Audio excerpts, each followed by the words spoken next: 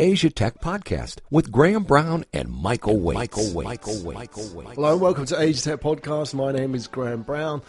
This is Asia Tech Podcast 540. I'm here on my own tonight, freestyling it. So I want to use this opportunity to indulge you a little bit about what's going on in the last few weeks. We're already into February.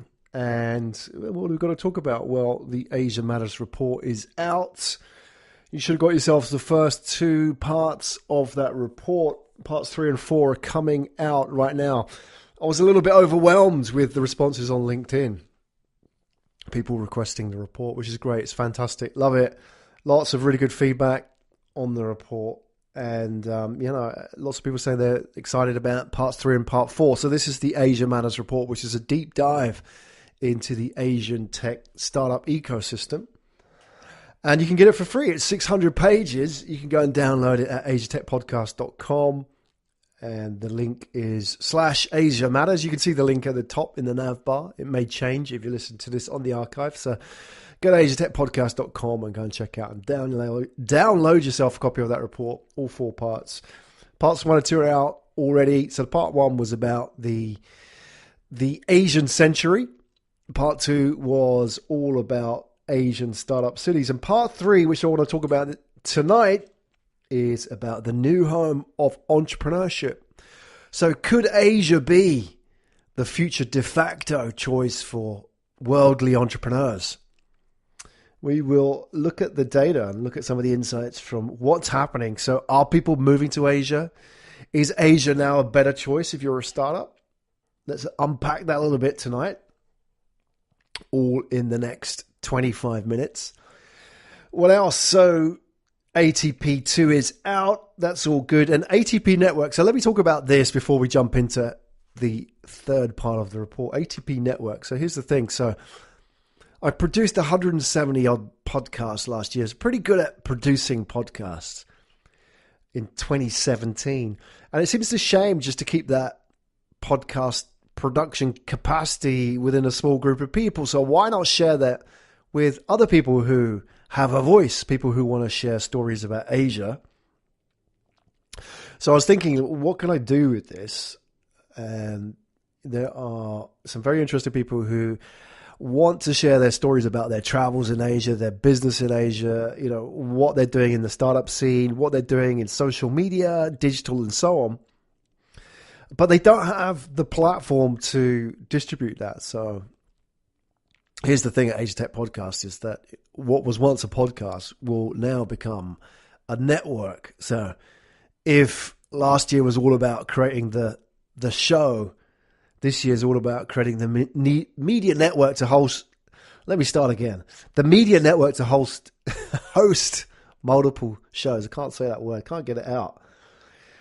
So 2018 is all about building ATP Network and is already underway. So we're into February and we have our first ATP show on its way out, which is Digital Lives Asia, which is none other than Mr. Digital himself. I'm sure he won't mind being called that. Simon Kemp. Everyone knows Simon. So Simon's that guy who produces those 5,000 slide presentations, those reports that come out about digital every year, supported by We Are Social and Hootsuite. Amazing reports. They're everything you need to know about digital and social media in Asia, but dare not ask. And the rest of the world as well, not just Asia, but covers the world. Obviously, they have a strong focus on Asia. So we did our first recording, and that first show will be out next week. We were talking about how the landscape in Asia has really evolved. It's really fascinating. So for somebody like myself who came to Japan in 1995, when we were just sort of pre-mobile boom, and then seeing the mobile boom happen, and then the sort of the beginnings of iMode and those nascent mobile internet services, Japan was always a world leader in mobile internet use. But, what was really revealing about that chat with Simon was about how Japan has gone from being the world leader in mobile internet use to one of the countries right at the bottom of the chart. That was fascinating. We looked at mobile social media usage by country, and Japan was right at the bottom of that sort of big group of developed countries. And at the top was Thailand. And we talked about why that might have been the case. We went into sort of, the psychological, sociological angle, and we looked at the digital anthropological angle, and Simon shared some of his stories. So that was really interesting. So if you're into that, if you're into turning stats into stories, that's what Digital Lives Asia is all about. That'll be out every month. Myself and Simon Kemp from Kepios, and we will share key stats every month from Simon's report. So if you're reading Simon's report, you can follow along and get the story behind the report from the guy who actually wrote it, as well as some of his sort of travel stories. He has a lot of interesting travel stories related to his work, which I find fascinating as well. I mean, he's a well-traveled guy. He's lived in many countries, speaks many languages as well. And just to be that person sort of on the ground, seeing how people are using technology in the real world, rather than sort of, what can be the case is being stuck in that sort of corporate bubble a little bit. So Digital Lives Asia is the first show on the ATP network to go out this year. Hopefully there'll be a lot more of those really insightful shows covering different angles. They're not all going to be social media, but we're going to have different angles covered, from the startup ecosystems to content marketing to, all kinds of things. And, give everybody a chance to find their voice on our network.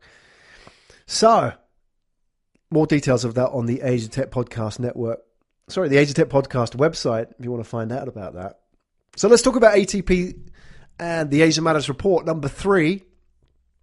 So here's an interesting stat. It's that 28% of all startups in the US are run or founded by immigrants. So what does that mean? Well, immigration is a key part of innovation and startup culture. I mean, look at the history. Sergey Brin, Andy Grove from Intel, immigrant. Steve Jobs was second generation, of course. But if you look at a lot of the founders, like one of the co-founders of Instagram, for example, they're all at some point connected to people who were immigrants, whether as investors or founders and so on themselves. So what does that mean? It means basically that the immigration has a key role to play in entrepreneurship, and at the same time, it's not a static concept. So it's not like America will always be the home of entrepreneurship. That can change. It wasn't always. To use the Jim Rogers quote, which is used in the Asia Matters Report number 1. If you were smart in 1907, you would have moved your family to the New World. You would have moved your family to America. If you were smart in 2007, you would have moved your family to Asia. So for people like Jim Rogers, the adventure capitalist himself, that guy who appears on TV with the bow tie, it makes sense to go where you're treated best. So if you're an entrepreneur, why stick around in a country that may not treat you best? It doesn't have to be that you live in the country where your biggest market is. We live in a world now where you could potentially, with internet connectivity, live anywhere. One of the things I remember seeing in Thailand, I remember this chap who was telling me about his business where he was running a drop shipping business. He was getting furniture made in China, and he was shipping the furniture to the West Coast, so shipping the furniture to America.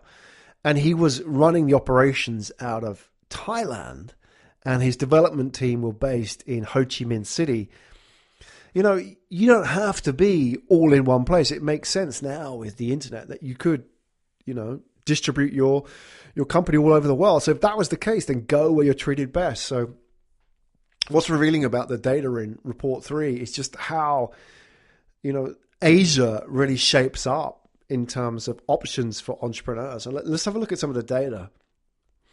So I'll start with this. I mean, this is right at the beginning of the Asia Matters Report number 3, the new home of entrepreneurship. And when I read this data, I don't revel. It's not a hand-wringing piece of data for me. For me, it's quite sad. For me, the US has always been a shining light, a beacon of freedom and the values of the West and entrepreneurship. But this is interesting, is that it's a Wall Street Journal data set, and it shows us that from 1990 to 2015, so over 25 years, entrepreneurship in America has steadily fallen from 10%, whereas what they're measuring is the share of households headed by someone under 30 who was an entrepreneur or had a stake in a private business. 10% in 1990 to today, the latest figures, just 2015, just over 3%. So it's gone from 10% to 3%. So that's like 1/3. And for me, that's, I have to scratch my head. Is like, wow. So entrepreneurship levels have fallen 65% since the 1980s. And it's phenomenal because, we hear a lot about this whole thing about, the millennial generation being the entrepreneurial generation. You read it, the Huffington Post articles about millennial entrepreneurship and millennials as the entrepreneurial generation who are going to change everything. But the reality is, like, especially in the US, is that that's not the case. This is the least entrepreneurial generation ever, which is sad, really. And there are a lot of factors why that may be the case. I don't want to dwell on those because, you just have to kind of dig a little bit deeper and do your reading and you understand why. What I want to dwell on is what Asia offers, because, rather than dwelling on the problem, let's dwell on the solution. And in this report, there's a whole series of data about how Asia is offering a better setup for entrepreneurs. Jim Rogers talked about that whole idea of moving your family to Asia in 2007. Why would that be the case? What would be the benefit of doing that? Well, let's take some of the data about, how Asia ranks in terms of economic freedoms, because, we assume that the US is the place to get shit done, right? The US is the bastion, the vanguard of free enterprise. But it ain't. No more. The data shows us that era is over. And, it's spelled out in front of us. Have a look at these data sets, these surveys, and I'll just run through them with you. So there's the Global Dynamism Ranking, which was done by the Economist Intelligence Unit, which is a Western publication, right? Which ranked the dynamism, so the competitiveness of all the countries in the world. And the most competitive, the most dynamic country, and they would have done this across a number of different factors like the ability to set up a business and so on. Number one was Singapore. Singapore was, it had a ranking of nearly 70%. That was its sort of quotient. Whereas the US came in at 5. Number 6, sorry. The US came in at 6. So it's Singapore, Israel, Australia, Finland, Taiwan, USA, and just behind the USA, China. That's in terms of dynamism. But what gets really interesting when you consider not just the ease in setting up a business, but the economic freedoms that Asian countries offer. So what is the most economically free country in the world? You may think that country is the US or maybe Switzerland. But the reality is that the top 5 most economic free countries in the world, according to the Heritage Foundation and the Wall Street Journal survey in 2017, 3 of those top 5 are in Asia. Guess which ones they are? Number 1, Hong Kong. Number 2, Singapore. Number 5, Taiwan. In that listing, number 7, the USA. Now, I'm fascinated by that data, and that data includes all kind of aspects of economic freedom, like, for example, privacy, taxation, red tape, bureaucracy, licensing, visas, and so on. For me, USA, if it's to consider itself the bastion of free enterprise and entrepreneurship, should be number 1, but it's number 7 in that list. But Hong Kong is by far and away the leader. Hong Kong and Singapore are the standout leaders as the most economically free countries in the world. Okay, you say, fair enough, Graham. But It's all very well. It's easy being an economically free country when you're a city-state like Hong Kong or Singapore. But when you're a country of hundreds of millions, it's a lot harder. Yep, I completely agree with you. However, what difference does that make to the entrepreneur? The entrepreneur is not considered, not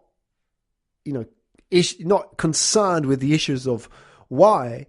The entrepreneur is just concerned about where they get treated best. It doesn't matter. That's not their problem. That's the country's problem. Their problem is like, do I have to pay a lot of taxes? What's going to happen with the registration of my business and so on. So places like Hong Kong and Singapore are standout leaders in the world in terms of, the offer for an entrepreneur in terms of setting up their business. So there's a whole bunch of stats in there like that, which kind of paint this picture, which I think, with the narrative which has come out in the last few podcasts, which you find in Asia Matters 1 and 2, the reports, which talk about this shift from west to east, and especially now in 2020, which is just around the corner, China will become the world's biggest economy.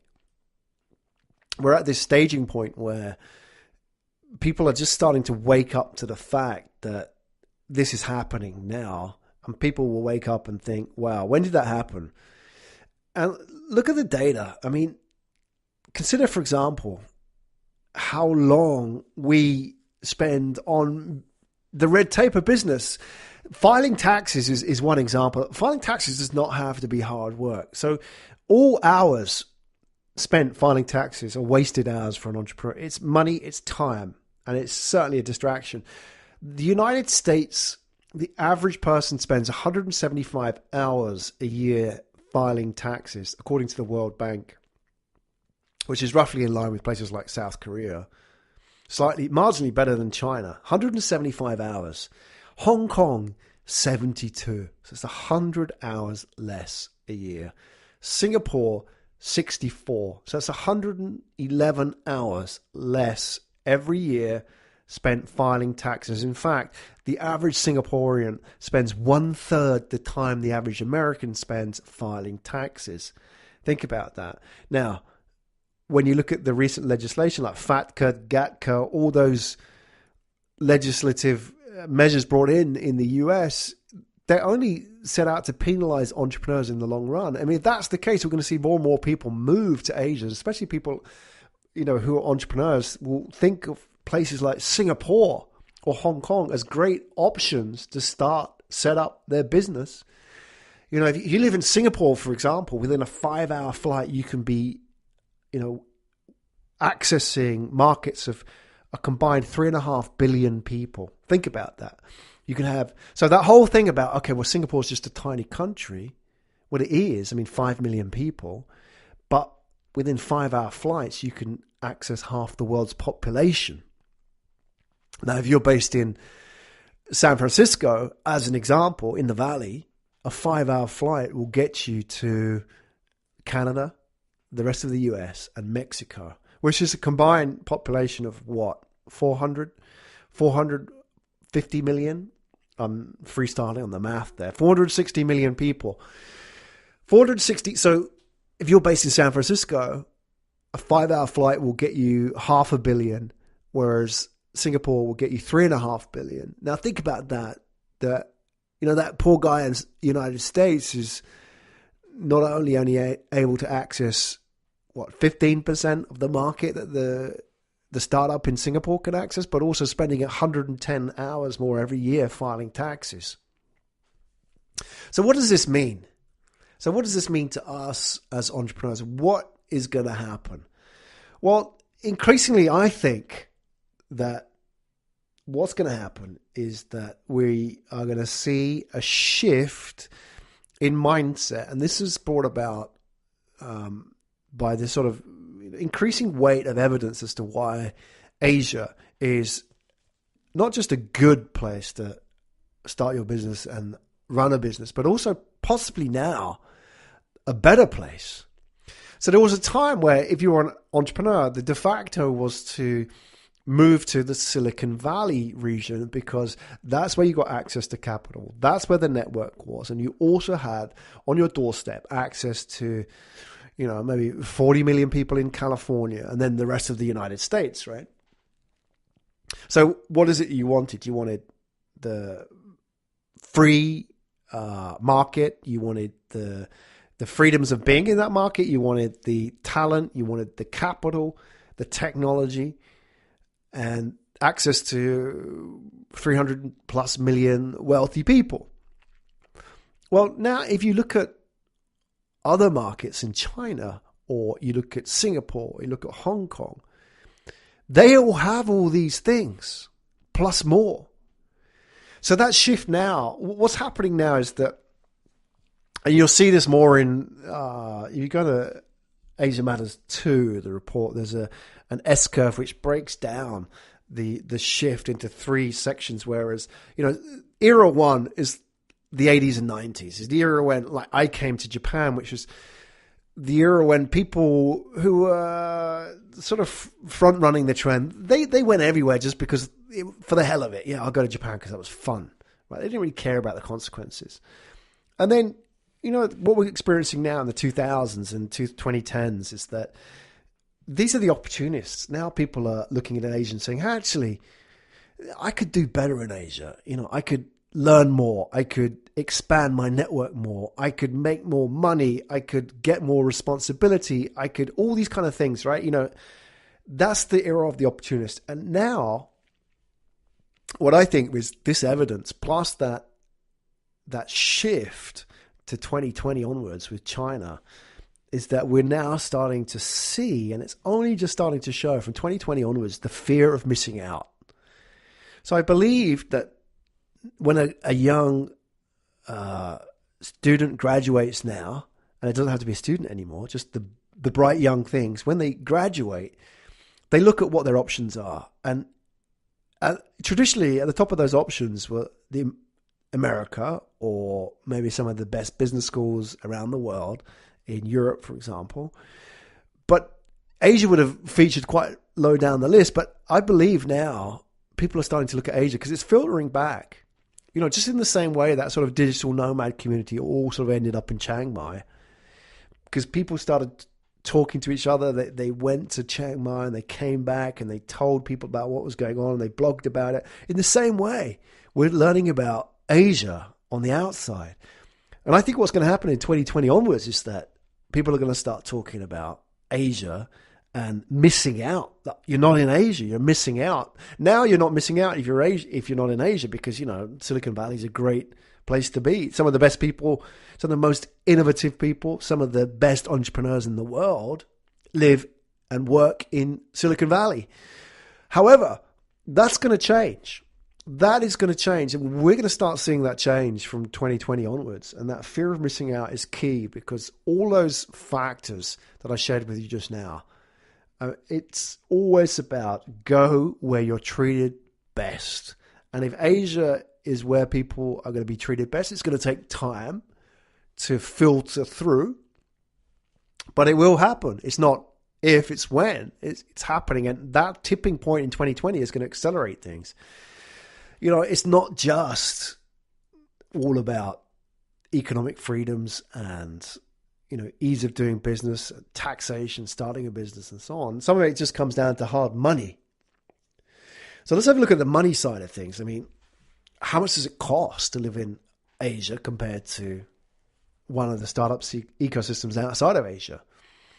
Let's just break this down. I mean, obviously this is all about burn time, isn't it? Because the more it costs, the less burn time you have, the less you are able to innovate, the less time you have to find the answer to the solution. And if you go back to like Steve Blank, one of the pioneers of the lean startup movement, along with Eric Ries, is that, he would say that, a startup is a team of people searching for a business model. So it's that time, isn't it? They're in that search mode. They're going out and doing the MVP, the testing, and so on.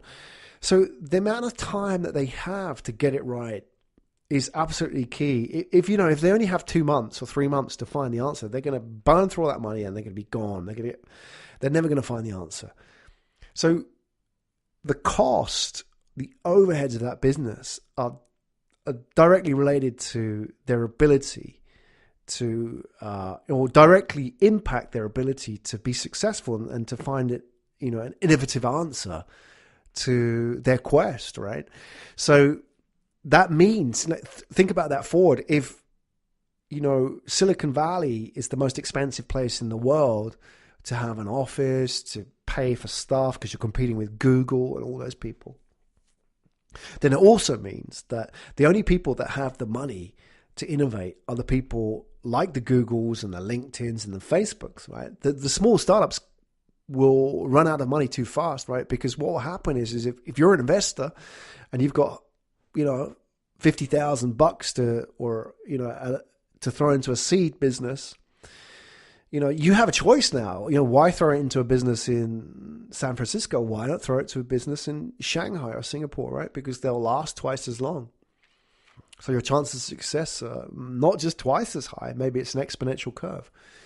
So let's have a look at some of the data, because this is interesting, and this is all in Asia Matters 3. Compare the office space costs city to city. So if you took a 600 square foot office in San Francisco mid-market, that's going to cost you $61,000 a year. And office space as well as wages is going to be your biggest cost. But in a startup, maybe office space is your biggest cost, right? So $61,000 a year. Whereas in Singapore, which, GDP-wise, GDP of Singapore is on a par with the US. 61,000 in San Francisco mid-market, 39,000 in Singapore in One North. So 39,000, 61,000. That's a difference of what, $21,000, $22,000? Especially higher if you go to a place like London and Shoreditch, where it's 66,000. So it's a massive saving. And then you think about, well, that is just the cost of the office. Now you extract the money out of the business. You've got to pay for the employees, right? And the founders have to pay themselves, right? They have to survive, even though they don't have a salary in most cases. In San Francisco, the average monthly cost for a single employed person is around about $4,500. And this is data from Nomad List in 2018. So $4,500. Compare that to Shanghai, 1,300, or just let's say 1,500, right? So it's $4,500 for a single person in San Francisco, and $1,500 in Shanghai.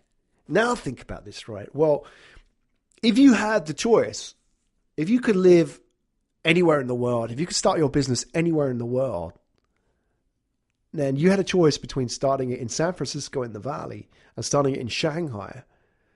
Well, unless you had to be in the Valley, which is true in some cases, then it makes sense that you go to Shanghai because, in 4 months in San Francisco, you could live 12 months a year in Shanghai, right? So think about that. Now you haven't thrown in office costs and so on.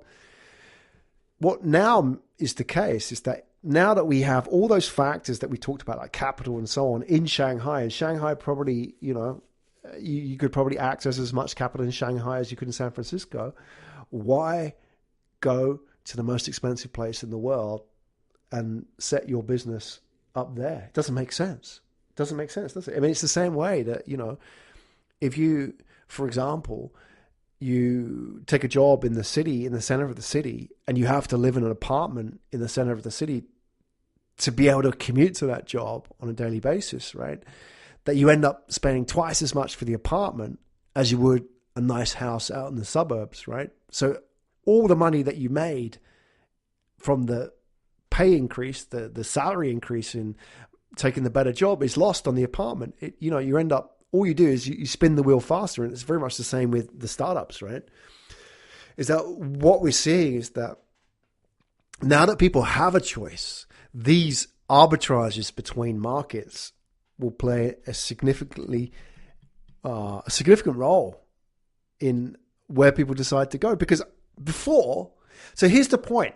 I mean, I guess getting to the point here is that there are these big differences in markets. There's markets like San Francisco, ecosystems like San Francisco and New York, for example. A lot of the European markets, Amsterdam and London, are expensive.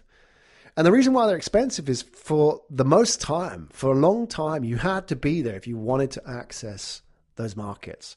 So if you wanted to be in the US, if you wanted to get funding, you had to be in San Francisco. If you wanted to be in fintech, etc., if you wanted to access Europe, you had to be in London. Not anymore. Now, in many ways, you could be based anywhere in the world. If you needed to access 500 million people, you don't need to be in San Francisco. If those 500 million people had to have mobile phones, you don't need to be in San Francisco. You could base yourself out of Singapore and you could have access to 2 billion people using mobile phones. And, let's look at the data. I mean, going back to Simon Kemp, most heavily used social media is found in Thailand, of all places, right?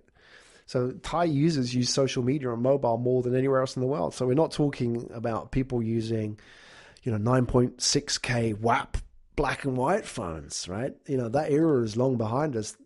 Everything's leveled out.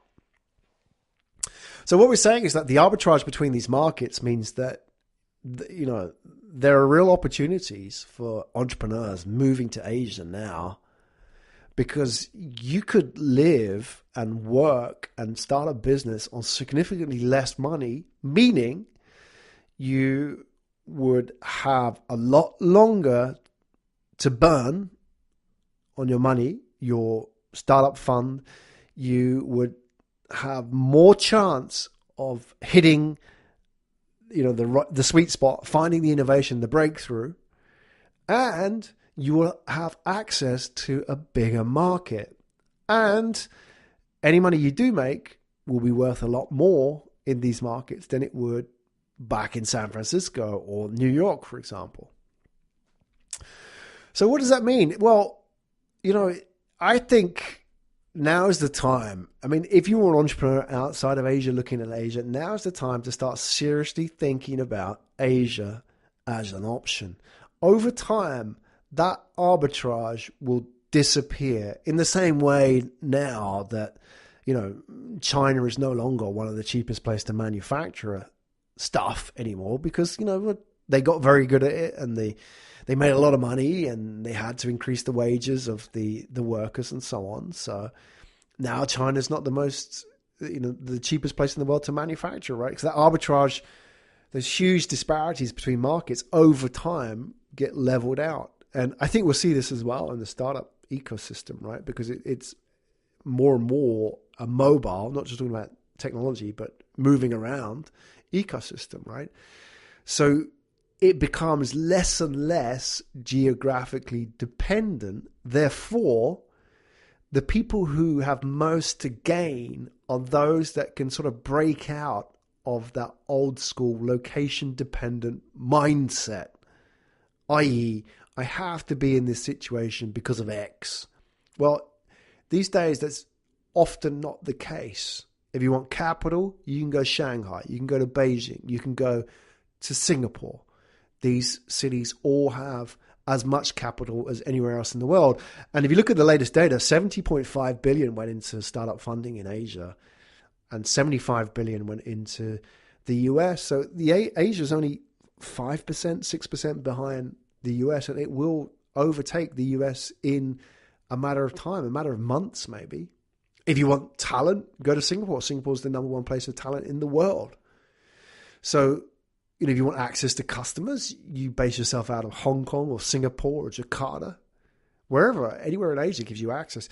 There are fewer and fewer reasons why entrepreneurs need to be based out of San Francisco. And you compound that with the data about the economic freedoms offered by Asian markets. I find that right now we are very close to a tipping point. It hasn't happened yet. I think it's 2020 when people will start thinking and talking, and you'll see the media in the West talking about this sort of brain drain, if you like, from the West to the East. It's already happening, but it's under the radar of the media. So it's yet to sort of recognize it, and it's yet to cause a problem. But here we go, 2020 onwards. What do you think? Hopefully you like my freestyle tonight. That was me on my own talking about the Asia Matters Report. And maybe I'll do more of these. Maybe I'll do more. I'm thinking of doing a research series about insights into the data and the latest trends from Asia. Hopefully, if you find that useful, you can tweet me and Asia Tech Podcast at Asia Tech Pod. Let me know what you thought of the data. I mean, especially, if you're an entrepreneur outside of Asia, looking at Asia, be really curious to know your thoughts. If you've already made that shift, share that story with me, man. Share that story. Tell me what's going on. What did you find? Did it work out as you expected? Are you finding people in your network doing the same? Or did it not work out? You can tweet me, the usual channels, or connect with me at LinkedIn. LinkedIn's the place to be, where I'm sharing my updates. So that's a great place to start. So LinkedIn, I'm at Graham D. Brown. You can connect with me there. And what I'm doing on LinkedIn as well is I'm sharing videos. I do like a 1-minute video. It's called Asia Matters Minute. So what I do is I pull apart one insight, so one data set from the Asia Matters Report, and share one insight in 1 minute on a video every day, every weekday. I have the weekend off on LinkedIn. And, if you catch them, let me know. Just share your thoughts and your comments on those videos. It'd be great to get some feedback on those. And I'm off to Fukuoka in Western Japan this week as well. And so the interesting thing about Fukuoka is it's one of those cities that has tried to carve its identity out as a startup ecosystem. And Japan has traditionally been hampered as a hub of entrepreneurialism through sort of a whole sort of cultural attitude towards risk and sort of generational fear of startups.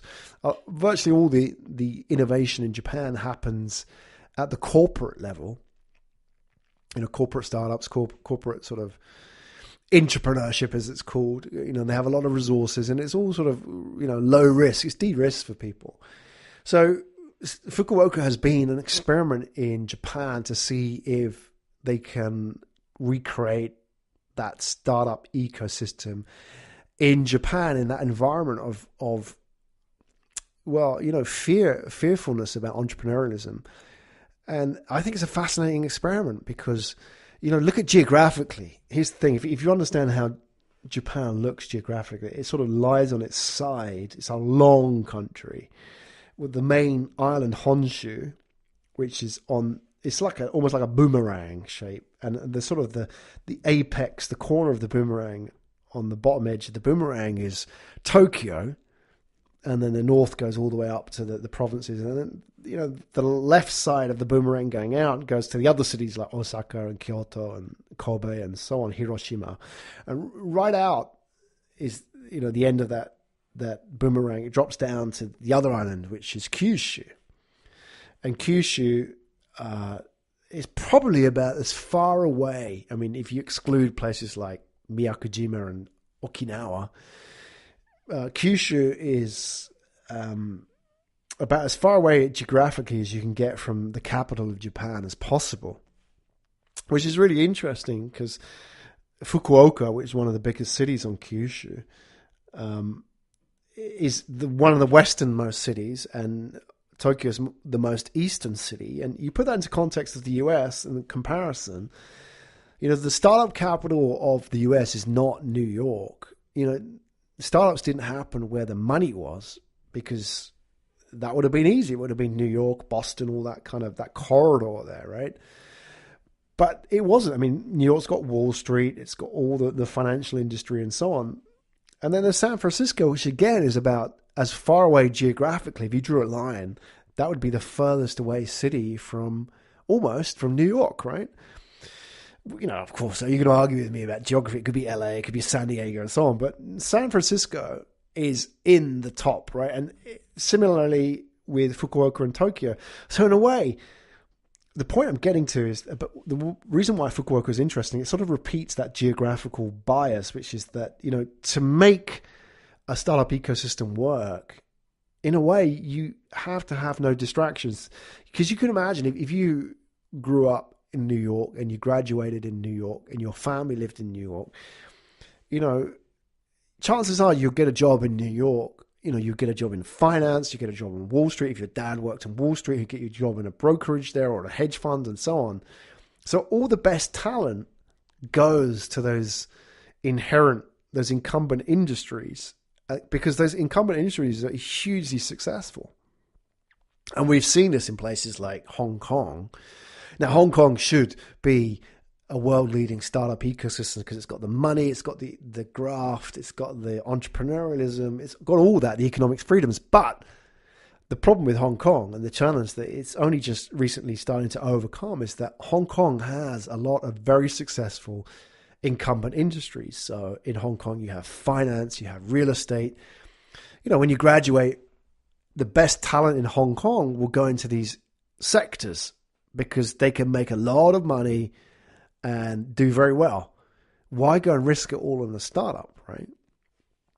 So if you have those incumbent industries, it's very difficult to build a startup ecosystem. So that's why San Francisco works as a startup ecosystem, because it doesn't have that distraction. And in the same way, that may be the reason why Fukuoka could work in Japan, because again, it doesn't have the distraction. There's no inherent industry of worth that talent could compete with. When people graduate in Fukuoka, the best talent goes to Tokyo.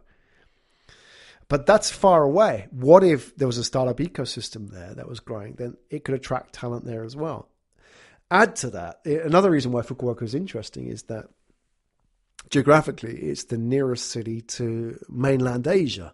So it's actually much closer to Taiwan and to South Korea and possibly China, even though I don't have a map in front of me, possibly Shanghai.